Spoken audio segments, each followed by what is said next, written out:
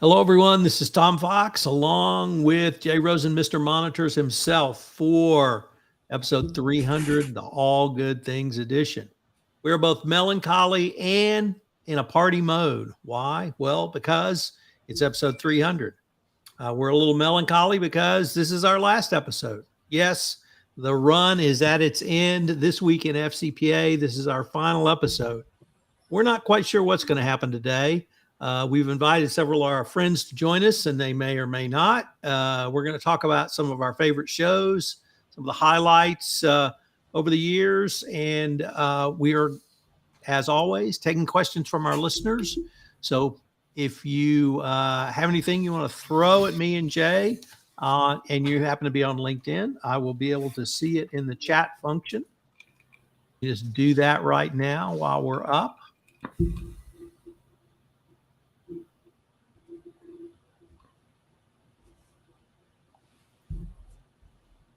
Okay, we are live on LinkedIn as well. Jay, what do you have for our audience? Oh, it looks like Lisa Beth Lentini Walker is private chatting me. Do you see her on your thing, Tom? So let's see. There she is. Oh, and we have our English friend, Candace Towle. Ladies, Lisa Beth, welcome. Candace, welcome. Hello, hello. Hello, how are you doing? We're both happy and melancholy. Because we're happy it's our 300th episode, and we're melancholy because it's our last episode. So we're ecstatic that guests stopped by to party with us. So that's thanks right. for joining. So roses are red, violets are blue. I'm not sure what I am. So there. Congratulations. You're happy and a little melancholy too, huh? Exactly. So thanks so much for you guys joining us. And what we thought we might do is just kind of ask you all, what have you enjoyed over the years? I know, Candace, you enjoy it when we give a shout out to you. So I know that's why you enjoy it. But Lisa Beth, we've been able to talk about your book a little bit and the work that you guys do. So Candace, why don't you tell us what you're currently up to and how Infertile is growing. Yes, that's right. We're definitely growing rapidly. We doubled in size last year, which was awesome and wonderful. Lots of new happenings on our end, new hires, new senior investigators, the director of global compliance and investigations, and all kinds of exciting things. Onboarding new clients, always fun for us. And new service offerings coming up in the future. So that's really exciting. I hope we can talk about that in some other forum. And Lisa Beth, do you have anything new, or are you just continuing your great work? We are doing a lot of fun things. I'm happy to say we have amazing clients. And it's one of the times in my life where I feel like I can say I really enjoy everything that I'm working on right now and everyone I'm working with. So it's a good time to be alive. And I have to say, I have enjoyed your work and what you guys have been doing with This Week in FCPA compliance. So you've had so many good episodes. It's like picking a favorite child. Which one is my favorite? I don't know that I can say, but I will say that you've had some really very interesting ones lately. So congratulations on 300. So yes, we all love our children the same. But some of us who are the oldest son and oldest grandchild, well, you know what that means. So I'll just leave it at that. But Jay, anything from you? It's just been interesting. I've gone through the last 5-6 years, and I've seen my daughters grow up. There was one episode when they joined us for the 100th episode, and Tom said, well, why don't you have Millie and Michaela introduce you?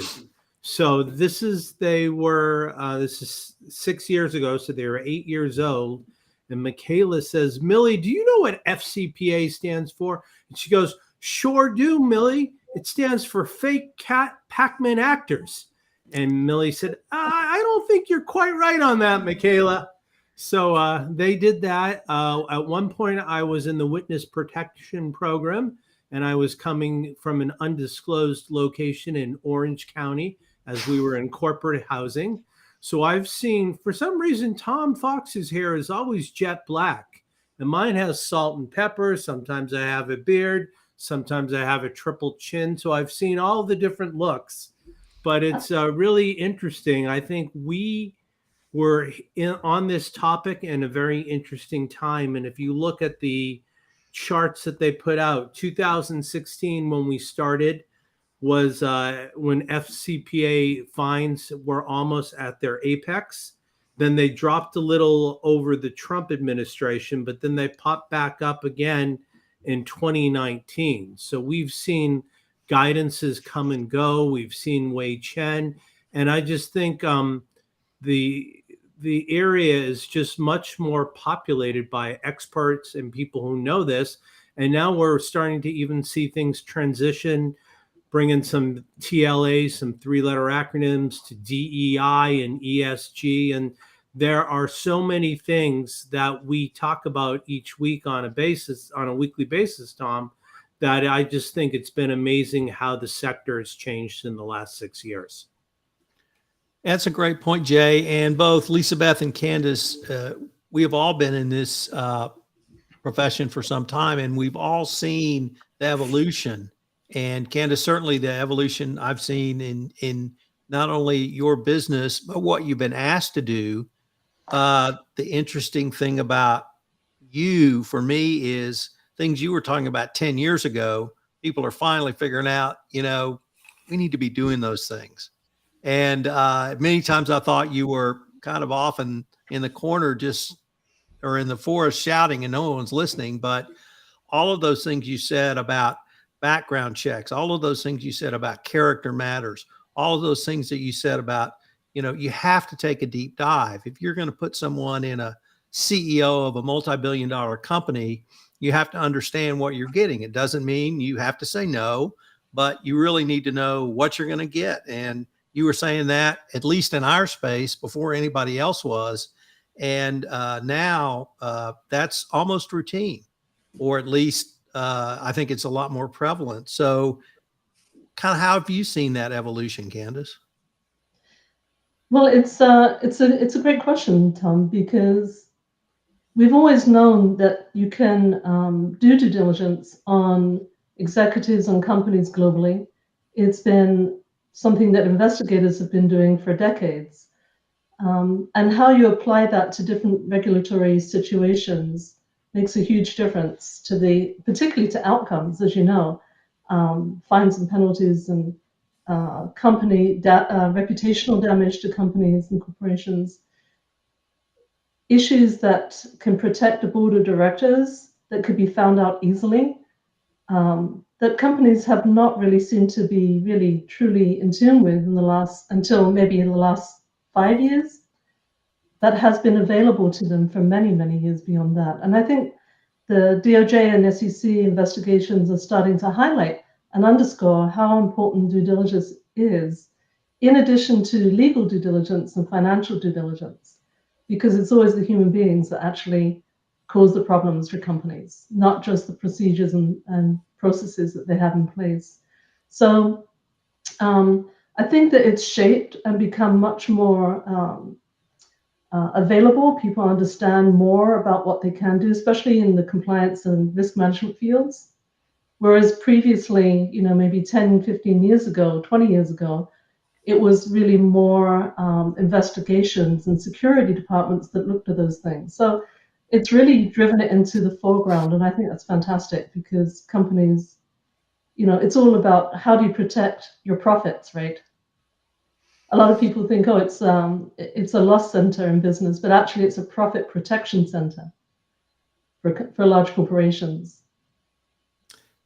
So Lisa Beth, you started Mentor Core. I can't remember if you started it pre-pandemic or during the pandemic, but whichever it was, you were one of the first people that started, in my mind, talking about, let's talk about health. Let's talk about mental health. Let's talk about compliance officers and compliance professionals and chief compliance officers and the pressures they're under.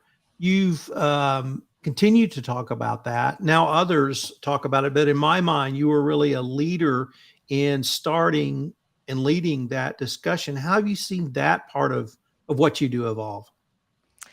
Wow, it's a great question.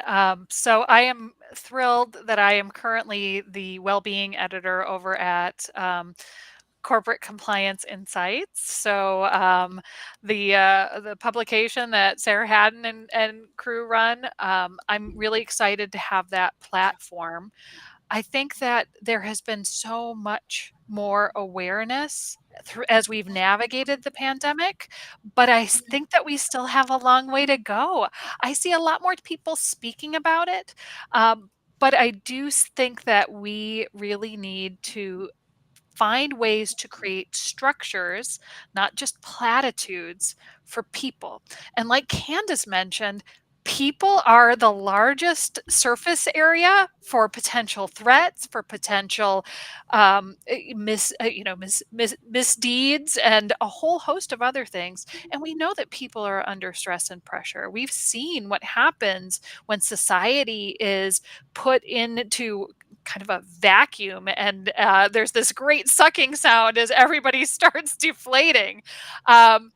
So I think that we're going to see more of this, and hopefully there will be continued focus on how we can do well while being well is going to be something that we keep as part of the narrative going forward. We're already seeing more hybrid workplaces and everything like that. That doesn't solve structural problems, but it makes there's an opportunity there to be able to at least alleviate some of the immediate stress and then talk about, well, how do we make it better from here? I really like the way you open that, which is we have to get beyond platitudes. And of course, without asking any personal information, do you hear or see safe places for compliance professionals to have those conversations, whether it's reaching out to a colleague or going somewhere for professional help? Do you see that? I do see some of that emerging, particularly with groups like the Compliance Career Connections and the willingness of so many people like you, Tom, Jay, Candace, and everyone else who is so giving of their time and energy. I do think that part of this is going to be, how do we make it better systemically? Mm. So, Jay, we have a new guest. Yes, we'd like to invite our friend from Northern California, Tedra Foster, to join us. How are you? I'm excellent. How are you? Great. Congrats. I often speak of you both as the oracles of all things ethics and compliance, much like Warren Buffett is the Oracle of Omaha.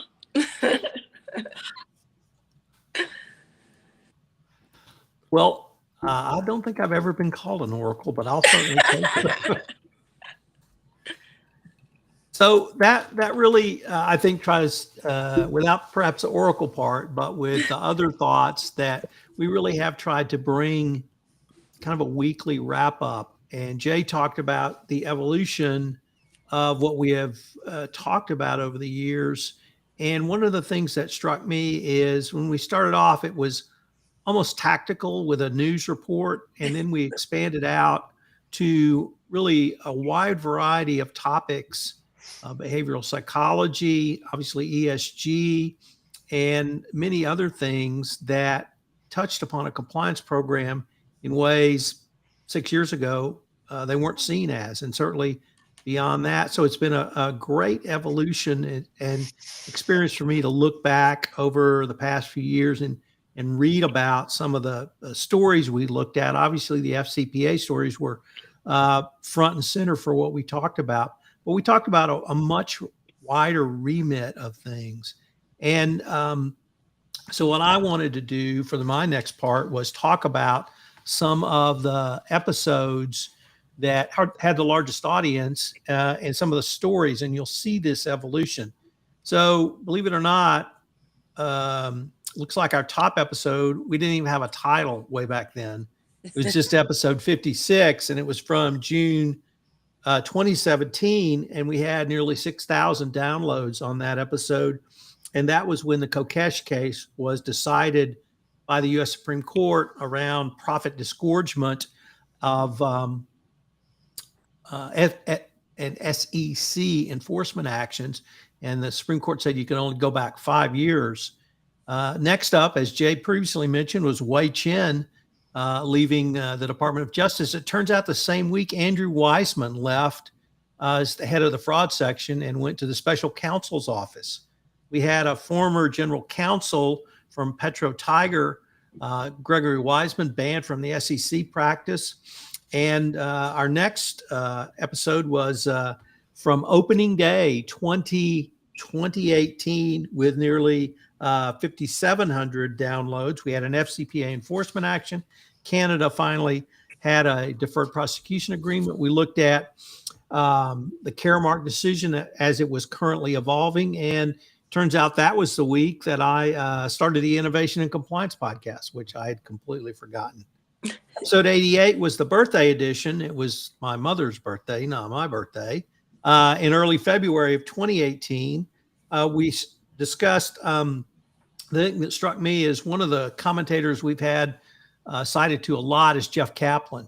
And he's got the conflict of interest blog, but it's much broader than that. And he talked about reviewing the Wells Fargo scandal from a conflict of interest perspective.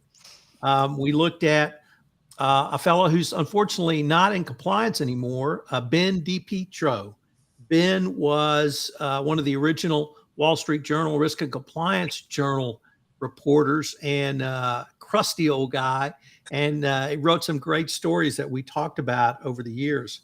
Of course, we've talked about Elon Musk, but we've talked about him for a long time. And back in May of 2021, with an episode with nearly 5,000 downloads, we looked at his shenanigans around Bitcoin at that time.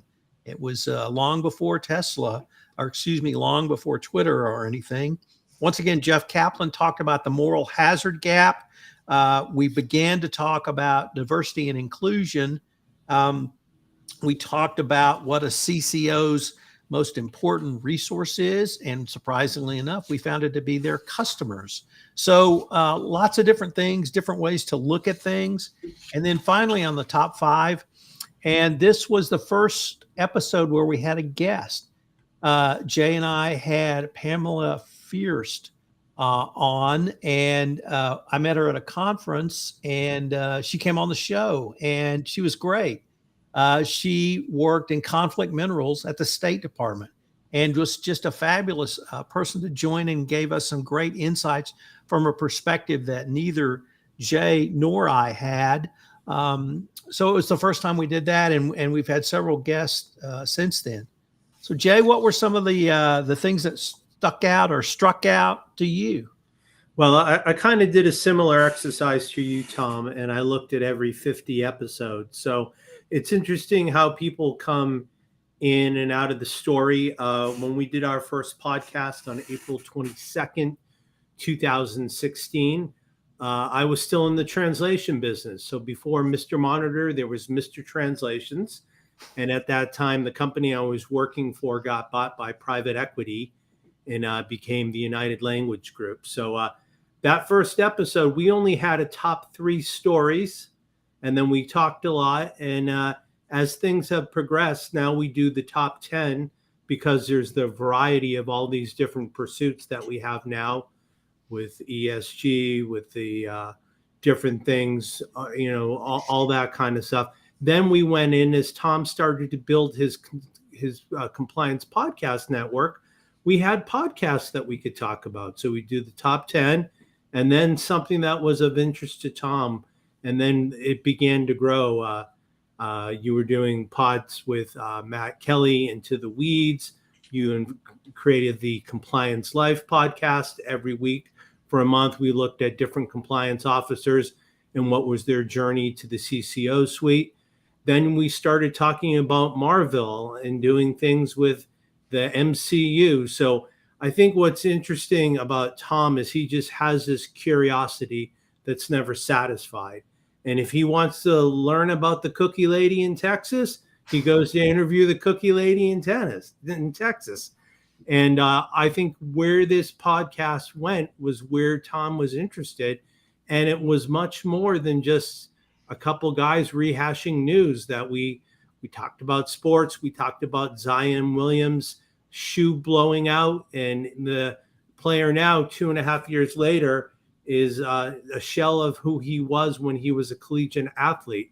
So a lot of times we managed to find things that dealt with sports or dealt with movies, but it was always changing.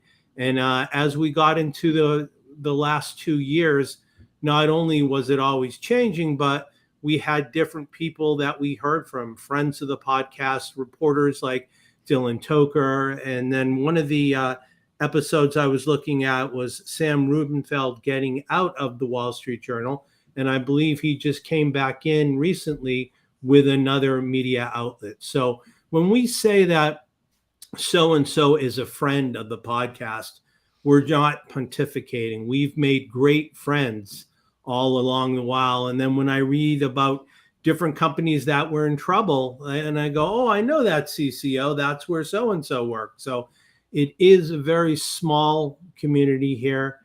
We support each other. Just like Lisa Beth and Candace said with the career compliance thing that we've done, we've been able to make friends all over the world, meeting on a monthly basis. And we've got another one coming up in a couple weeks on the 24th. So even though there will no longer be This Week in FCPA, please look for us out on LinkedIn and in the blogosphere. And Tom, what are you going to do with this extra hour that you have every week? How are you going to fill it?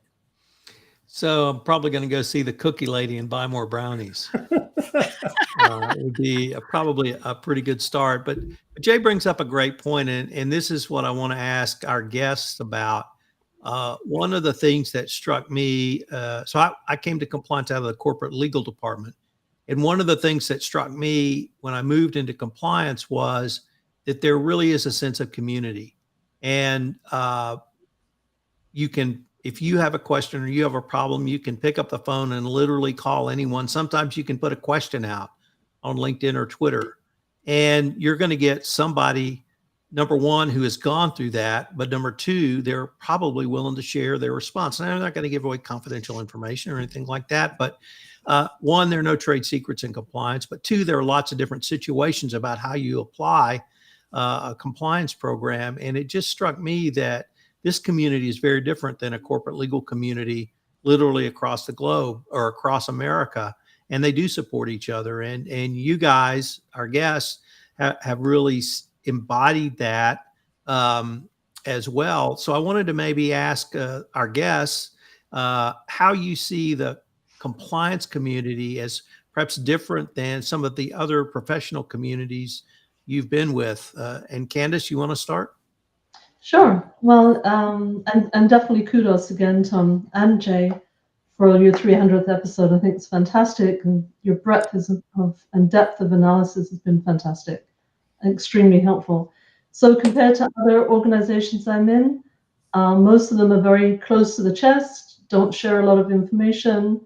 My business spans the human resources and security industries, as well as legal and entrepreneurship, communities of entrepreneurship and trusted advisors. So I think this is one of the most unique communities because people are mostly friendly. I would say the vast majority of people at every level, which is really impressive. And I'm not just saying that, I really see it. Career compliance connection, compliance career connection. Sorry, it's a mouthful. Just say CCC.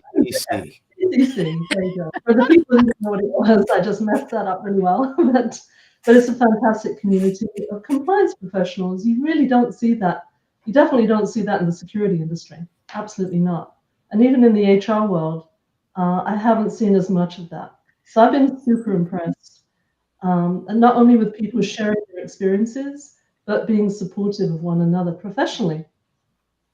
So I'm a Lisa big Beth? fan.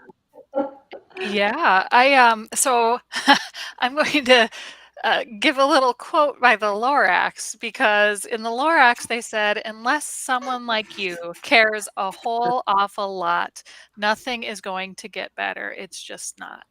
And I think that what we have in the compliance community is a community of caring first, because what we are trying to do is change the world for the better. And once you're aligned around that, then those boundaries and barriers tend to disappear in positive ways, not in negative ways, in really positive ways. I think that when you start from a position of caring and nurturing the professionals within a community, you end up with superior outcomes. And I think that compliance is trying to see the world differently by being different in the world. Tedra? I would have to add that our ability to share so openly really makes us stronger. There have been many times in my career, whether I'm looking to build an investigation program or a third-party program, I'm trying to find out which are the best vendors, who are the best resources, where can I gain knowledge from somebody who's already been down that road. I totally agree with you, Tom. We have an environment where people tend to work together. There are no trade secrets. There's nothing everyone tries to hold close. We really do like to share. So I think that is very unique to the ethics and compliance world. Jay, over to you. So I'd like to kind of swing this back towards prognostication now. And if we were going to get together in 52 more weeks for episode 352, which doesn't exist, where do you see the world going? I mean, we have changed so much in the last 2 years. I remember when the pandemic started. First of all, we didn't even know how to say COVID-19 or any of that stuff. And Tom, I put together some specific webcasts to deal with how you deal with running your business in the pandemic. And then we started talking about the great talent drain and how people were leaving corporations and leaving companies and working from home. And now, unfortunately, we have a tragedy that's unfolding out in Ukraine. I saw a $350 million ship was taken in Fiji today. So with all this stuff, how we're impacted by the news in the world today, where do the three of you experts see us going if we came back in 52 weeks? What would be the headline of that episode? I think we would be looking a lot more at how artificial intelligence influences everything from media to how we conduct our business. A lot more looking at how it is used positively and negatively.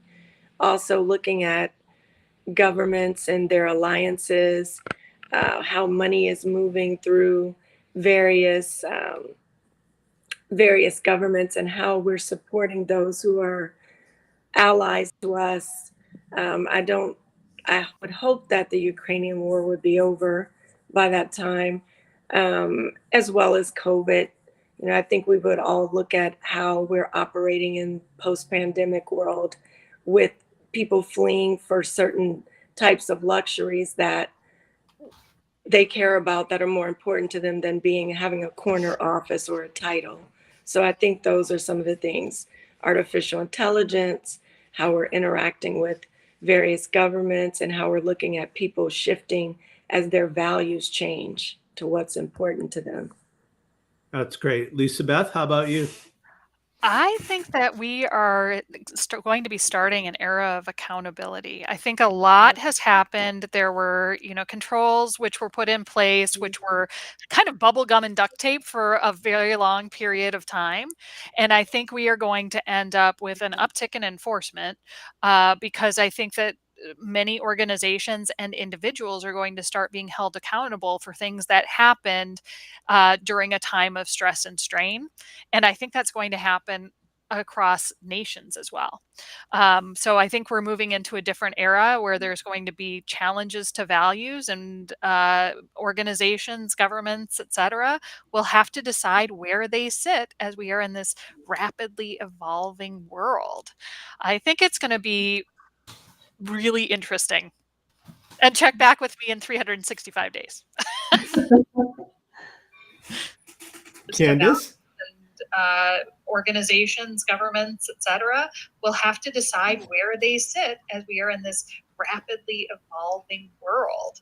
I think it's going to be really interesting. And check back in 365 days. So, Lisa Beth, your Dr. Seuss reference was so inspirational. Joe Orangel has joined us based upon your Lorax comment. So, Joe, first of all, welcome. And Joe, here's the question I want to pose to you. We asked a little bit earlier to our guest. You've been in this space, or a tangential space, for quite some time. You've been talking about the visualization of data as long as anyone I know. And even this year, I've heard people say, wow, the latest thing is visualizing data.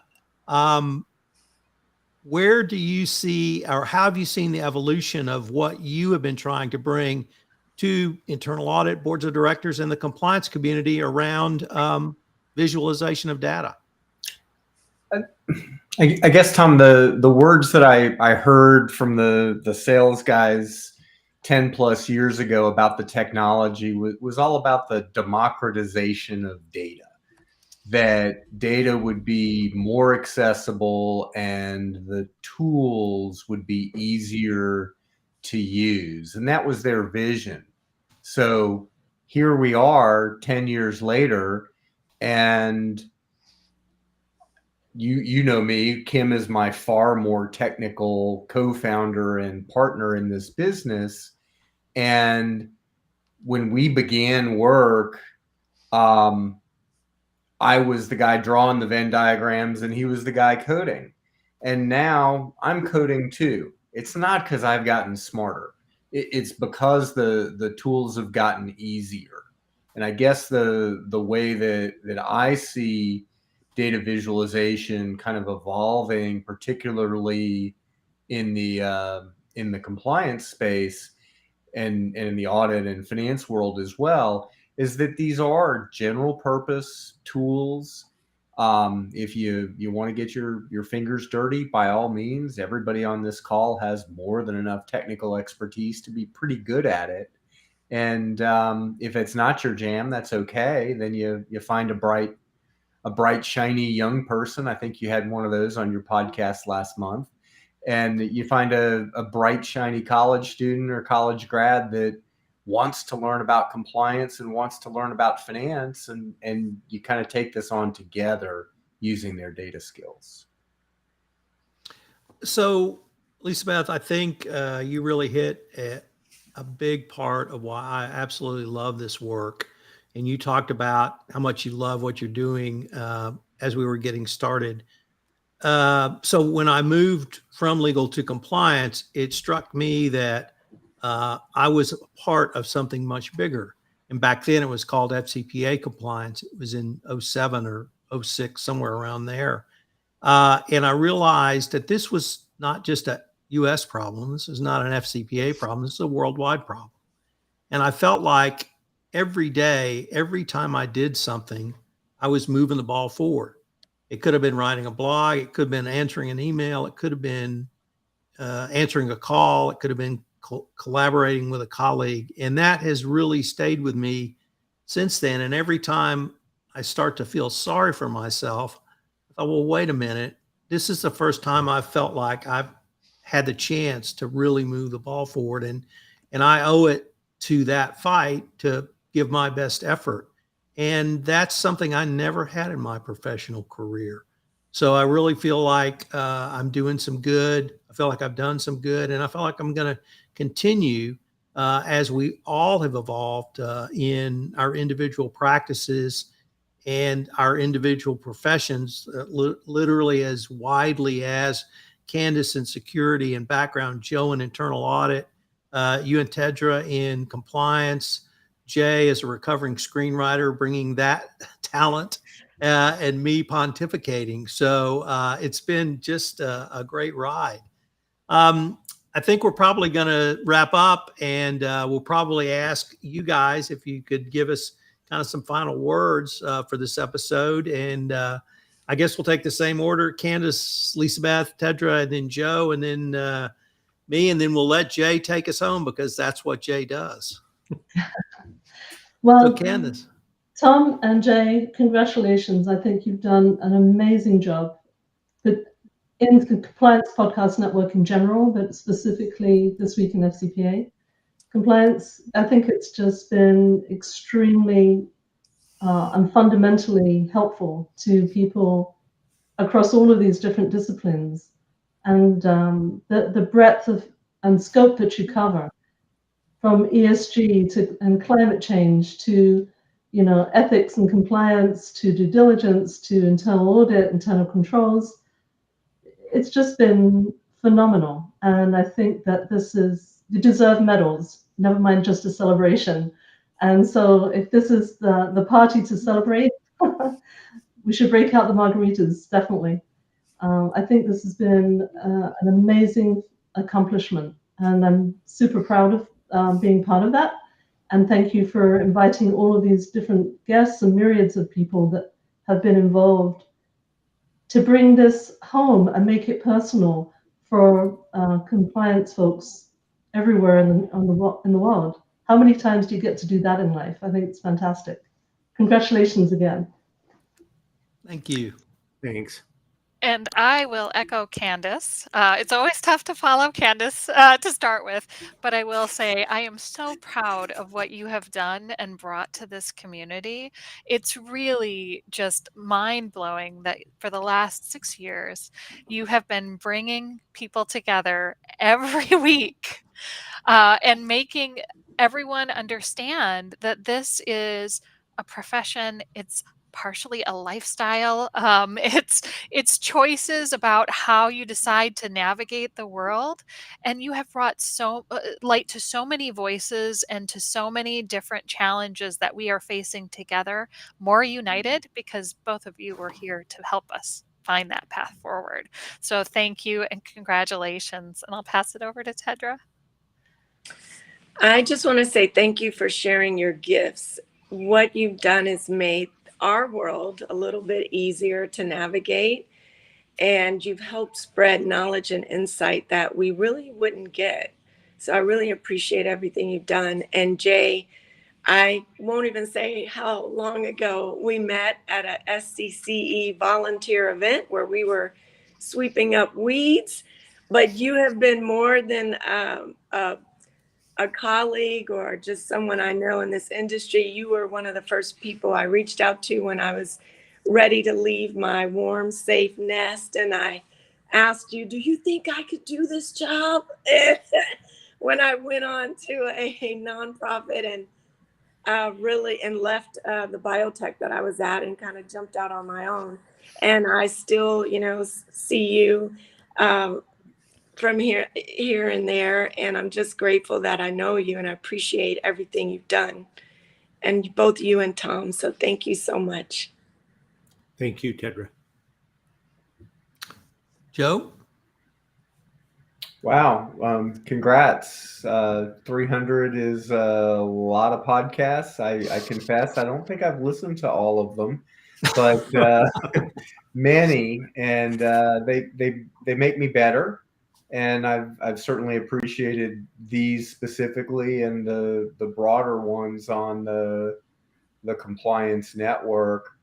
The thing I think about, again, I'm a data guy, and we turn spreadsheets into pictures, and we do it for finance, and we do it for higher ed, and we do it for nonprofits.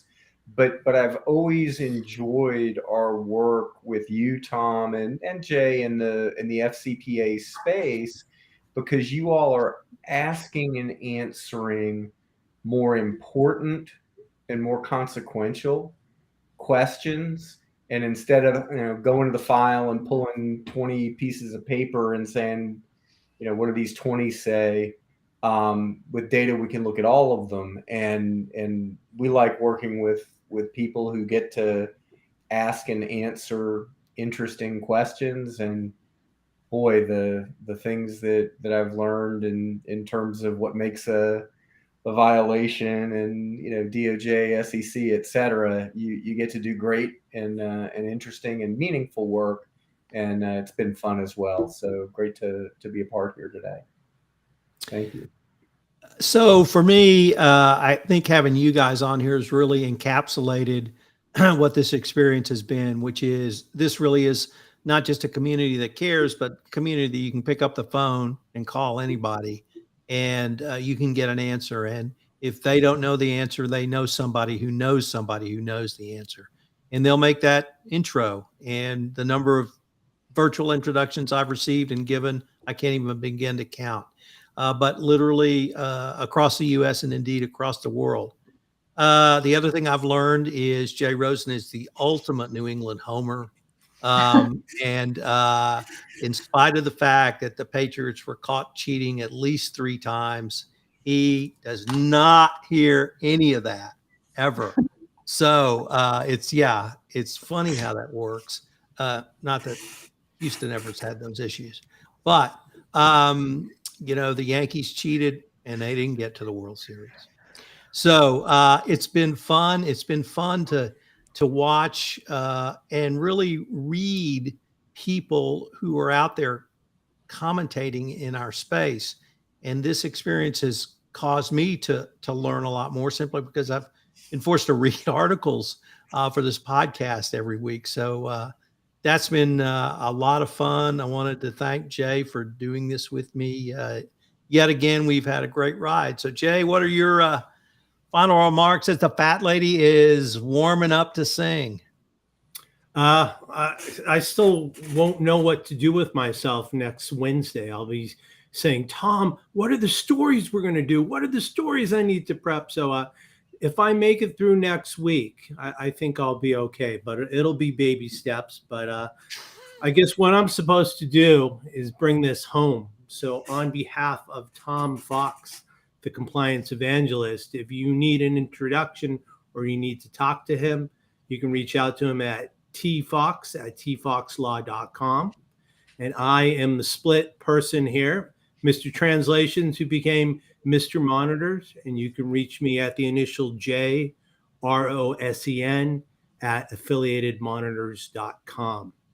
We'd like to thank you for you being you and joining us for some time that you have either this weekend or over the Mother's Day weekend.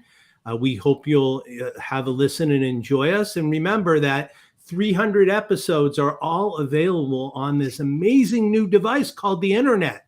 So just search Tom Fox, Houston Homer, FCPA, and you'll find it. But seriously, Tom, you picked up the phone about 6 years ago and you called me and you said, hey, Jay, we're going to do this weekly podcast called This Week in FCPA. And I said, yes, sir. And then I basically treaded water for the first year because I didn't know what the hell I was doing. I was just asking a lot of questions and trying to appear not too dumb. And now they say a little bit of knowledge can be dangerous, and that's the gray hair that's dangerous. But everything that I've done in ethics and compliance, I think a lot of it is the confidence and the opportunity that you gave me, Tom. The first time we met was at Compliance Week in 2010. We were just talking about that a couple of weeks ago with Matt. And, since we met each other, we have a love for sports, we have a love for FCPA, and we have a love for helping people in our community. So thank you so much for joining us. This has been episode 300 for the week ending May 5th, 2022, the 300th show edition. Thanks for joining us and have a great weekend.